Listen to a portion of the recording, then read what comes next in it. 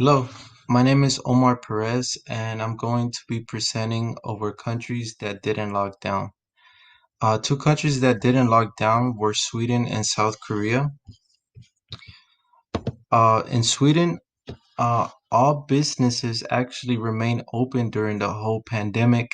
Uh, because of this, Sweden did have a high number of death rates. Although businesses did remain open, real GDP did go down and unemployment did increase during the worst times of the pandemic.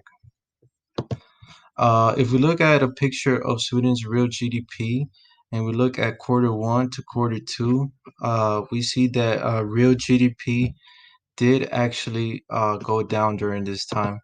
And if we look at Sweden's unemployment rate of at quarter two, which is April to June, we see that it did increase during this time. What conclusions can we make about this data? Is that One conclusion is that people during a pandemic may slow down their economic activity without the government forcing them to. Uh, in South Korea actually managed to control the outbreak. Success over COVID-19 can be attributed to having a well-prepared plan to respond to infectious diseases. Uh, South Korean real GDP did go down during the pandemic. Surprisingly, though, South Korean unemployment rate did remain constant all throughout the pandemic.